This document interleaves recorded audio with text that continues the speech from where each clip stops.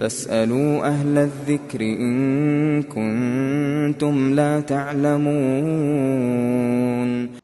Və aleykum salam və rahmetullahi və barakatuh. Əziz qardaş, məscidlərin tikilməsinin və məscid tikməyin, məscidin tikintisinə yardım etməyin nə qədər böyük, fəzilətli bir ibadət olması barədə sual vermişsən və buna bizim qısa olaraq cavabımız.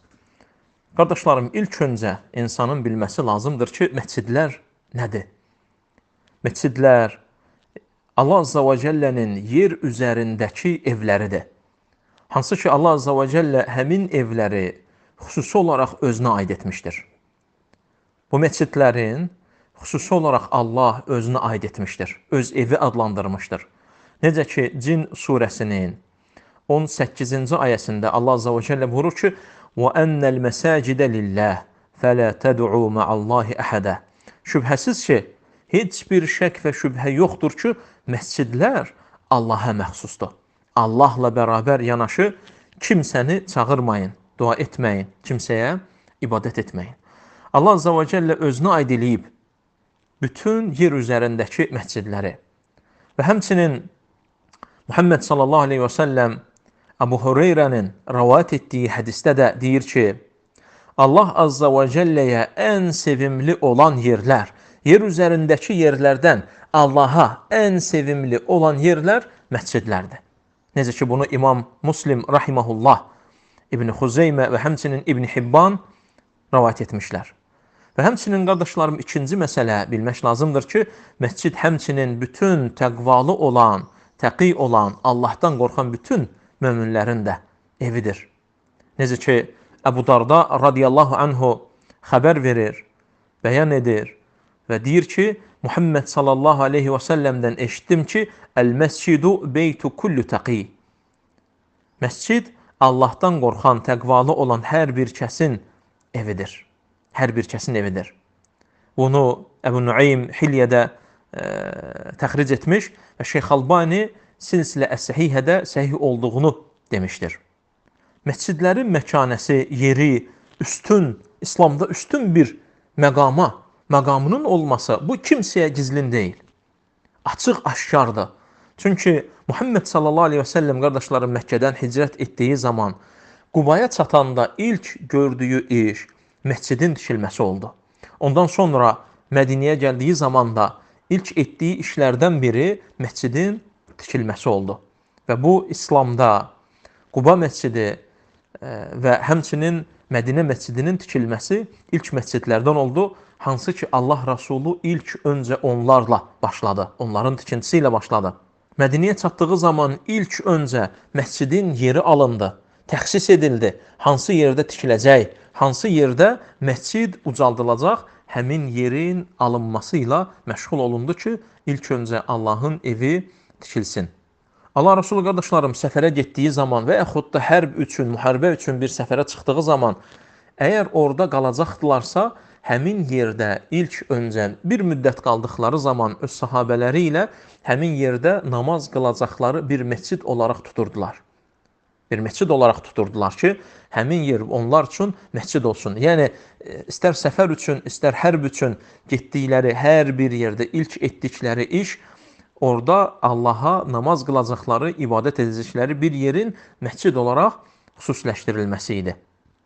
Bu məsələnin nə qədər böyük, üstün bir məsələ olduğunu sahabələr də anlamışdı. Və bu xüsusdadır ki, onlar da buna böyük bir ehtimam göstərirdilər. 4 xəlifə getdiyi yerlərdə, əmr sahibi olduğu torpaqlarda məscidlərin tikilməsini əmr edirdi. Ömər ibn Xattab radiyallahu anhu məscidlərin tikilməsini, böyük məscidlərin tikilməsini əmr edirdi.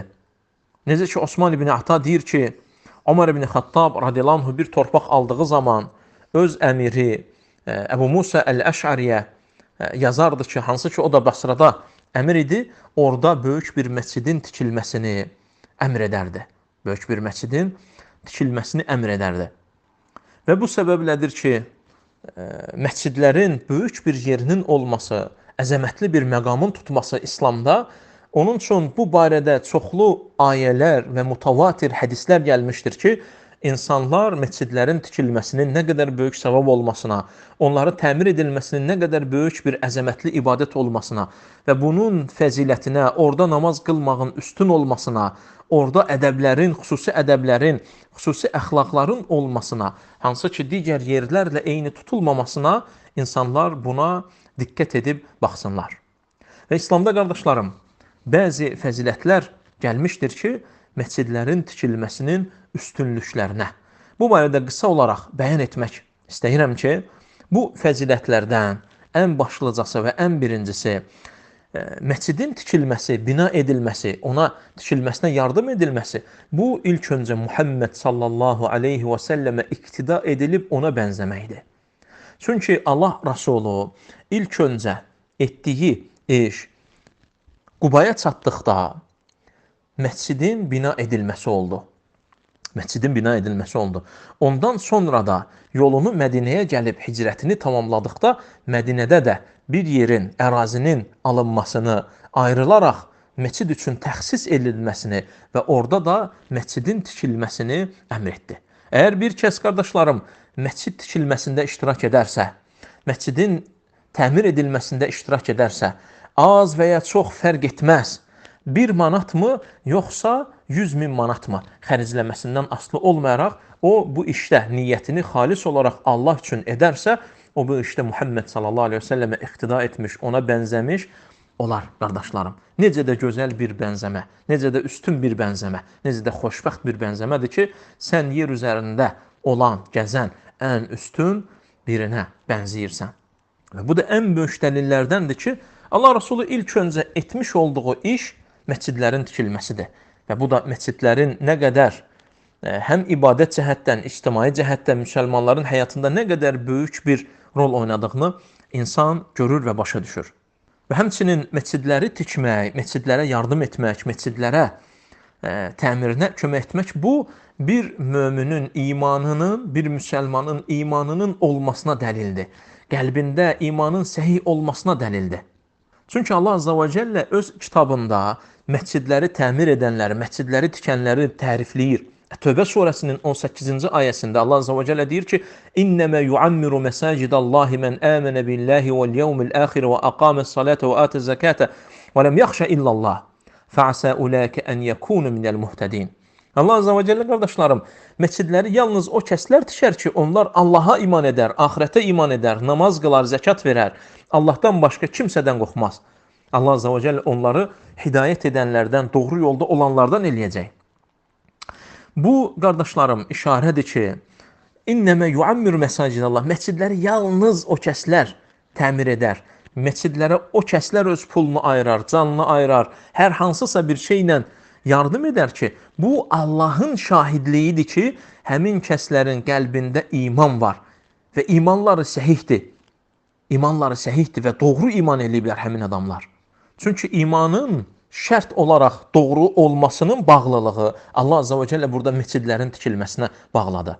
Və İmam Qurtubi rahimehullah deyir ki, sələflərdən bəziləri deyirdilər ki, əgər bir kəsi məscidləri tikən, onları təmir edən görsəniz, onlar haqqında çox gözəl bir zənn edin. Onlar haqqında gözəl zənn edin. Çünki onlar iman sahibləridir. Və həmçinin məscidi tikməyin savabı barədə xüsusi olaraq hədislər gəlib, ayələr, hədislər gəlib. Və kim məscid tikdirərsə, məscid tikərsə, tikintisinə kömək edərsə, onu təmir edərsə, cənnətlə müjdələnər. Cənnətlə müjdələnər, subhanallah. Onun üçün kim Allahın razılığını qazanmaq üçün məscidləri tikərsə və ya kömək edərsə və ya təmir edərsə və ya yardım edərsə, o cənnətlə müjdələnər. Elm əhli deyirlər ki, kim bütövlükdə məscidi tikməyi boynuna götürə bilmirsə, məsələn, çox pulu yoxdur, o, heç olmasa bir hissəsində, azında, manatında, 100 manatında, 500 manatında həmin yerdə bacardığı qədər qoşulsun. Çalışsın ki, həmin yerdə hansı işlər görülürsə, bacardığı qədər kömək eləsin. Lakin burada şərt odur ki, ixlaslı olsun. İxlaslı olsun, Allah üçün etsin. Sual, məscidləri tikənin, məscidləri təmir edənin Allah yanında əcri nədir, savabı nədir? Bu sual bütün müsəlmanlar soruşur, bütün müsəlmanlar verir. Və Muhammed sallallahu aleyhi və səlləm bu suala cavab verib. İmam Müslimin rəvayət etdiyi hədisdə Osman ibn Affan radiyallahu anh deyir ki, Osman ibn Affan Muhammed sallallahu aleyhi ve sellemin məscidini bina edib yenidən genişləndirmək istədiyi zaman insanlar deyir ki, qoy qalsın necə ki Allah Rasulunun vaxtında idi. Amma Osman ibn Affan radiyallahu anh Muhammed sallallahu aleyhi ve sellemin hədisini deyir, ondan eşitdiyi birbaşa. Deyir ki, mən Allah Rasulundan eşitdim ki, Muhammed sallallahu aleyhi ve sellem deyir ki, mən bənə məscidən lillahi bənəllahu lehu fil cənnəti mithləh. Kim Allah üçün məscid tikərsə, Allah onun mislində cənnətdə onun üçün ev tikər. İbn Həcər rahimehullah deyir ki, burada işarə var ki, bişarə var ki, müjdə var ki, məscid tikən cənnətə daxil olacaq. Bu feili edən, məscid tikməsində iştirak edənin cənnətə daxil olması var. Çünki onun mislində Allah da onun üçün cənnətdə ev tikər. O deməkdir ki, o ev tikilibsə, o orada yaşayacaq. O ev varsa, o ora daxil olacaq.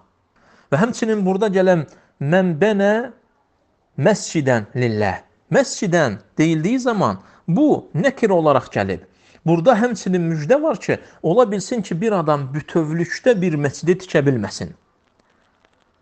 Burada bunun tənkirdə gəlməsi, yəni nəkirada, ümumilikdə bilinməz olaraq gəlməsi o mənaya daxil olur ki, o məscidin istənilən bir hissəsində əgər iştirak edərsə, ona da eynisi olacaqdır. İstər həmin kəs məscidin böyük bir hissəsində, istər kiçik bir hissəsində, istər qardaşlarım 1 manatında, istər 100.000 manatında iştirak etsin. Ona bu hədisdə gələn Bənəllahu fil cənnəti mithlə, Allah da onun üçün eynisini cənnətdə bina edib ona verəcəkdir. Bina olunmuş bir yerə də bir insan mütləq girəcəkdir. Bu böyük müjdədir vallahi cənnətlə müjdələnməyin. Onun üçün bu əməl böyükdür. Və həmçinin qardaşlarım 4-cü məsələ, məscidlərin tikilməsi axar sədəqədir. İnsan öldükdən sonra ən çox ehtiyacı olacaq ona savabların yazılmasıdır. İnsan sağ olanda əməllər edir, sədəqələr verir, yardımlar edir və digər işlərlə məşğul olur. Lakin öldükdən sonra ən çox ehtiyacı olan savablardır. Hansı ki, neçə müddət və neçə vaxt əgər qəbrində qalacaqsa, qiyamətəcən orada yatacaqsa, o məscid nə qədər yerində duracaqsa, nə qədər ibadət olunacaqsa, orada Quranlar oxunacaqsa, orada Quran tədris ediləcəksə, xütbələr veriləcək, insanlar hidayət olunacaqsa, ona onun savabından gələcək, əksilmədən. Sadaqa əl-cariyədir. Sadaqa əl-cariyədir. Meyyitdən ölünün kəsilməyən sədəqəsidir. Və şübhə yoxdur ki, vallahi məscidlərin bina edilməsi və tikilməsi, təmir edilməsi axarı sədəqələrdəndir. Hansı ki, insan öldükdən sonra bütün əməlləri kəsiləcək, yalnız bundan başqa. Necə ki, İmam Müslim rahimehullahın rəvayət etdiyi hədisdə Əbu Hüreyrə radiyallahu anhu deyir ki, insan öldüyü zaman onun bütün əməlləri kəsilər 3 şeydən başqa. Axarı sədəqə, faydalı elm və onun üçün dua edən övladı. Və məscidin tikilməsi də vallahi axarı sədəqəyə daxildir. Və həmçinin Bəzzarın rəvayət etdiyi hədisdə Ənəs ibn Məlikdən deyir ki, Allah Rasulü buyurur ki, 7 şəxs var ki, onlar öldükdən sonra onların əcri qəbirlərində davam edəcəkdir. Kim ki elm öyrətmişdir, kim ki çay axıtmışdır, yəni çay və yaxud da suyun gəlməsinə kömək etmişdir və ya quyu qazmışdır və ya ağac əkmişdir və yaxud da məscid tikdirmişdir və yaxud da özündən sonra mushaf, Quran qoyub getmişdir və yaxud da onun üçün istiğfar edən bir övlad qoyub qalmışdır. Şeyx Albani Səhih Əl-Camidə hədisin həsən olduğunu qeyd etmişdir. Qardaşlarım, beləliklə bu hədislərə, ayələrə, alimlərin sözlərinə qısa olaraq nəzər edib baxdığımızda görürük ki, məscidlərin tikilməsində iştirak etmək az və ya çox fərq etməz. Təmir edilməsində iştirak etmək insanın Allah Rasuluna iqtida etməsi, ona bənzəməsi işində əcirlərin əldə edilməsi, cənnətlə müjdələnməsi, öldükdən sonra isə ən çox ehtiyacının olduğu savabların axarı olaraq ona gəlməsinə səbəb olar. Allah daha gözəl bilir. Və sallallahu alə nəbiyyinə Muhammed və alə alihi və sahbihi və səlləm.